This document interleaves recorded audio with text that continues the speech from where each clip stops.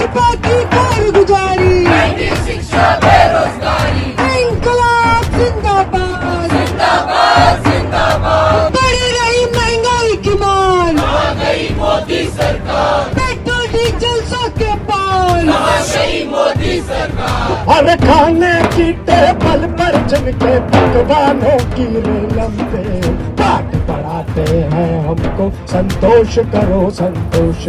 उनके धंधों की खातिर हम पेट काट कर टैक्स भरे। पूंजीपतियों से यारी है, जनता से गद्दारी है, छोटे वादों की नरेंद्र।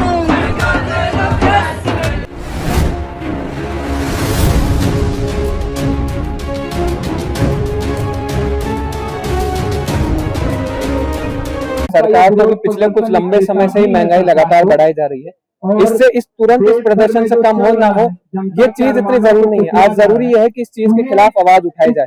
आज लोग जहाँ जहाँ इस महंगाई के कारण जितनी समस्याएं हो रही है उसके खिलाफ बोल रहे हैं, बोलने के सड़कों पर उतर रहे हैं। पूरे देश के अलग अलग जगह मजदूर इसके खिलाफ उतरे हैं। पानीपत से लेकर के अभी हाल में नोएडा में उनके ऊपर ब्रूटल पुलिस रिप्रेशन उनका किया जा रहा है, उनको दबाया जा रहा है, झूठे मुकदमे लगाकर उनको जेल में ठूसा जा रहा है। लेकिन इसका मतलब ये नहीं है ना कि जनता उससे चुप बैठ जाएगी। आज महंगाई होना, पेट्रोल के दाम बढ़ना, गैस सिलेंडर के इनके सबके दाम बढ़ना, वो तो हमारे रोजमर्रा की जिंदगी में जुड़ता है ना।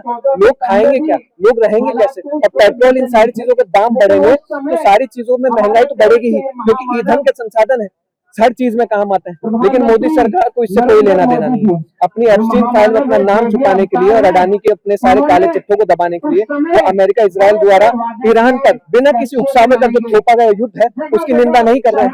चाहे आम जनता यहाँ मरती रहे, पूरे वक्त ये बोल रहे हैं कि क्योंकि युद्ध चल रहा है इसके कारण जनता बर्बाद हो रही है, हम महंगाई बढ़ाने में मजबूर है। तो युद्ध चल रहा है तो भस्म करिए उसके, लेकिन वो नहीं कर रहे हैं। इससे तो साफ साबित हो जाता है ना किसकी और उनका रुझान है। क्या सरकार को टैक्स और वैट में राहत देनी चाहिए? बिल्कुल देनी चाहिए। पहले तो कोविड के समय पे 90 रुपए के 1 लीटर के पेट्रोल पे 50 से 54 रुपए जनता से वसूल रहे थे, तब सस्ता पेट्रोल खरीद करके।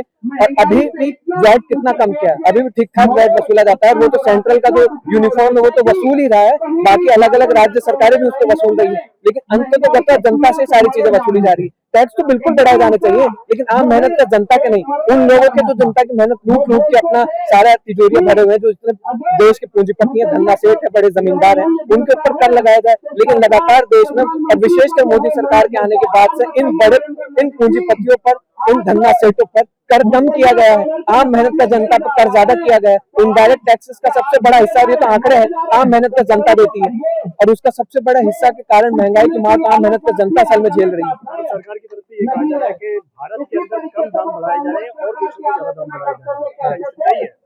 इससे तय क्या होता है कि कोई पहले बढ़ा दे रहा है, कोई बाद में बढ़ा। ये तो अब तक बढ़ा चुके होते, लेकिन 5 राज्यों में चुनाव थे, इसलिए तो ढोल पीट रहे थे कि किसी चीज की कोई दिक्कत नहीं है, सब भरपाई है।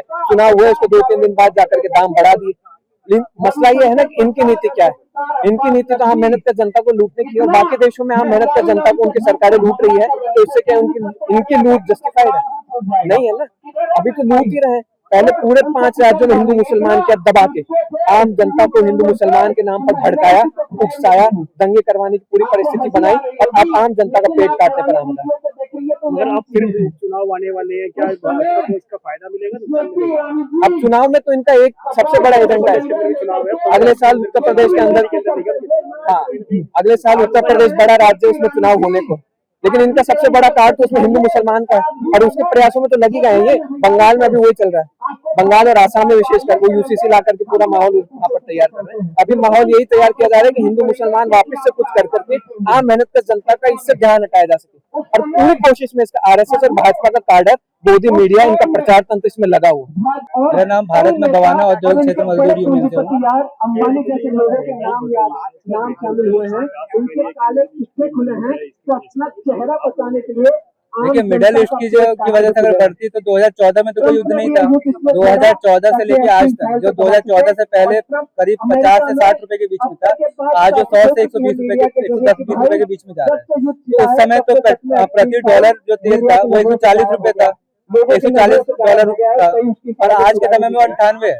98 में और 140 में अंतर है। तब $140 प्रति बैरल में मिल जा रहा था 60-70 रुपए में, तो आज 98 में क्यों नहीं मिल रहा? समस्या यहाँ पे ये की समस्या है कि जो सरकार पूंजीपतियों के लिए इसमें टैक्स लगा रही है, जो पेट्रोलियम कंपनी है उनको फायदा पहुंचा रही है, जो यहाँ पे राज्य सरकार टैक्स लगा रही है, वैट लगा रही है, कुल मिला के देखा जाए 70 से 80% तो टैक्स में चला जा रहा है। तो अगर सरकार ये सारा टैक्स हटा दे और सिर्फ अगर कच्चा तेल के बैरल के हिसाब से हमें दे और उसमें 3-4% ढुलाई का खर्चा आता है उसको हटा दे, तो वो सारा पैसा वहाँ पे हमें 60 रुपए में तेल मिल सकता है, आधा हो जाएगा रेट। पर सरकार नहीं कर रही क्योंकि उनको अपने आकाओं को पूंजीपतियों को फायदा पहुंचाना, अडानी अंबानी जैसे फायदा पहुंचाना है। भाई तो सरकार ने अभी पिछले साल कहा कि हमें घाटा हो रहा है, हमें 32,000 करोड़ का घाटा हो गया, उसने ये बता दिया। और पिछले साल पेट्रोलियम मंत्रालय को ये सरकारी आंकड़े हैं कि 86,000 करोड़ रुपए का फायदा हुआ है, और उसकी बात कहीं नहीं कर रही। और ये पिछले 10 सालों में देखिए कितना कंपनियों ने मुनाफा पीटा है, जो जितनी इसमें रिफाइनरी में कंपनियां वो जो अरबों खरबों का मुनाफा कमा रही है, तो उनको उनके साथ उनका मुनाफा कम उनको काटना चाहिए, उनका हमें सस्ता मिलना चाहिए। ये तो कोई मसला नहीं है, क्योंकि सरकार पूंजीपतियों को फायदा पहुंचा रही है, बिल्कुल बढ़ेगा ही। वो कायदे तो इस समय अगर पूरी दुनिया के अंदर आप देखिए रियायत मिल रही है कई चीजों पर, गैस पे रियायत मिल रही है, और कायदे से सरकार अगर कोई इन सब चीजों को तैयार क्यों नहीं थी? सरकार को जो है पेट्रोलियम रिजर्व रखना चाहिए था। पेट्रोलियम रिजर्व अलग, चाइना में आप जाके देखिए वहाँ पे सालों साल के पेट्रोलियम रिजर्व रखे हैं, कई देशों ने अपने आप को आत्मनिर्भर बना लिया। तो मोदी सरकार आत्मनिर्भर की बात करी तो आत्मनिर्भर क्यों नहीं अभी तक पेट्रोल को रिजर्व करके रखा? तो हमें सस्ता नहीं, अभी इतना महंगा नहीं मिलता, सस्ता मिल जाता था आराम से। तो सवाल यही कि सरकार पूंजीपतियों को फायदा पहुंचा रही है, इसी वजह से जो है महंगा कर रही है तेल, वरना अब हमें 50 से 60 रुपए में आराम से मिल सकता है।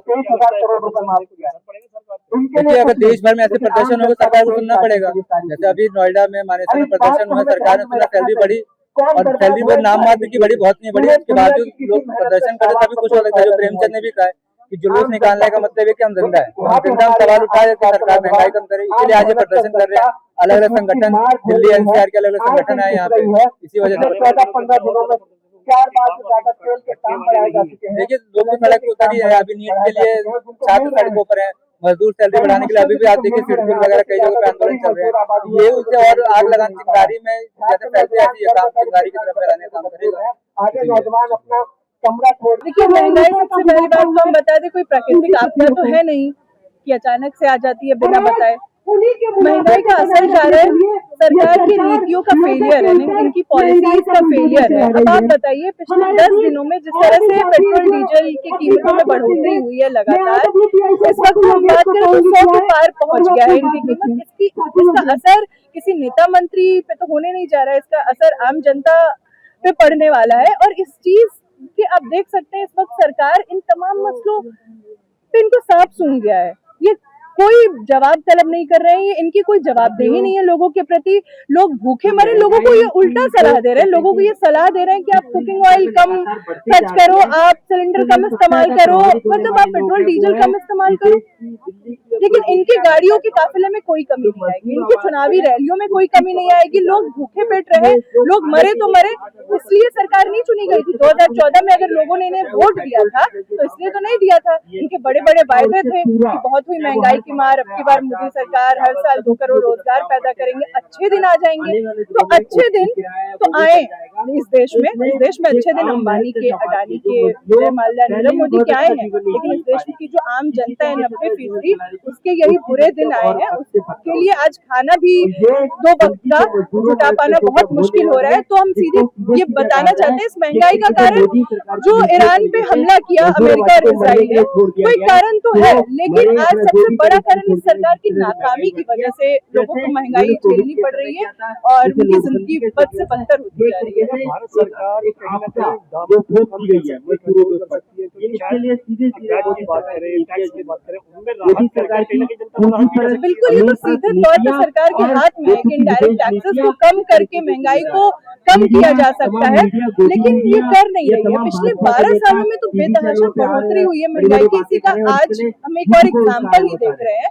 लेकिन अब कौन सी ऐसी चीज है जिसकी कीमतों में आसमान नहीं छुआ हो? हर चीज की कीमत में बढ़ोतरी हुई, लेकिन सरकार के एक नेता मंत्री ने कोई बयान नहीं दिया। इससे पहले ये सिलेंडर लेके सड़कों पे बैठ जाते थे, सिलेंडर कितनी काला बाजारी शुरू हुई और उसके बाद लोग 4-4, 5-5 हजार में शुरू हुई है। किसी ने इनके नेता मंत्रियों को एक बयान तक देते हुए सुना?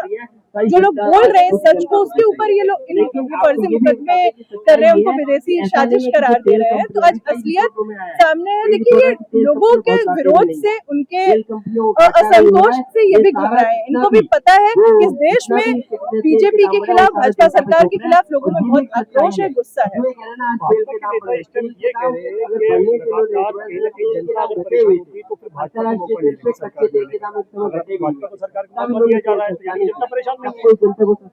जब से पिछले 12 सालों में, मतलब सरकार के आने के बाद से हम जानते हैं कि जो तमाम कहें कि लोकतंत्र के जो खंभे उठाए जाते हैं, हम कहते हैं कि भाई डेमोक्रेसी के पिलर्स हैं, उन पिलर्स को इन्होंने अंदर से खोखला कर दिया है। आज आप चाहे देख लीजिए, ब्यूरोक्रेसी से लेके आप जुडिशरी को देख लीजिए, हर जगह पे इन्होंने अपने लोगों को घुसाया और आज असल में इन तमाम संस्थानों का कोई मायना नहीं रहेगा। आप देखेंगे कि यहाँ भी उनके लोग ही बैठे हुए हैं। चाहे मीडिया को देख लीजिए, जो fourth pillar main stream media को देख लीजिए, ये कब लोगों के दुख से इनको दुख होता है, कब ये उसका मसला बनाते हैं, नहीं बनाते हैं। हर जगह इन्होंने इन्फिल्ट्रेट करने का काम किया और अब तो इलेक्शन कमीशन को, जो खुलेआम आज SIR जैसी धांधली कर रहा है, लोगों के वोट तक का अधिकार उनसे छीना जा रहा है।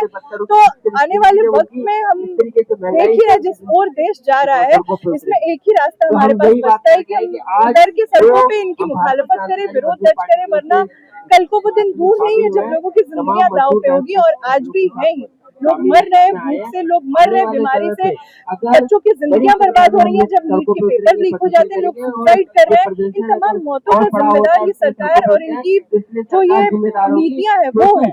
तो इन चीजों के लिए अगर आज नहीं बोलते हैं तो कल को ये बढ़ेगा और तब शायद बोलने के लिए कोई नहीं। देखिए, प्रदर्शन करने से एक बात ये साबित होती है कि आज देश में लोग चुपचाप नहीं बैठे, वो सो नहीं रहे हैं, वो इनकी तमाम नीतियों को, इनकी तमाम कालाबाजारियों को देख रहे हैं, इनके तमाम भ्रष्टाचार को देख रहे हैं। और आज यहाँ पे हो सकता है चंद लोग आए, लेकिन वो दिन दूर नहीं है जब ये काफिला बढ़ता जाएगा।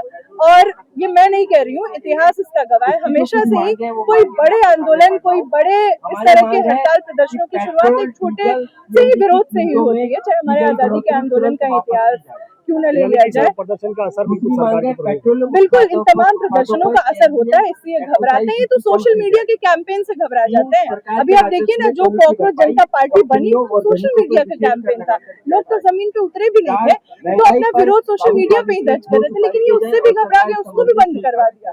सरकार घबरा जाती है, तो इनकी घबराहट, इनका डर तो दिख रहा है और ये बहुत ज्यादा घबराए हुए हैं, बहुत ज्यादा डरे हुए हैं, क्योंकि आज लोग सच बोल रहे हैं, लोग अपने जिंदगी की बात कर रहे हैं और इनके जो फर्जी, जो नकली मुद्दे हैं, हिंदू मुसलमान, भारत पाकिस्तान, इसमें नहीं फंस रहे हैं।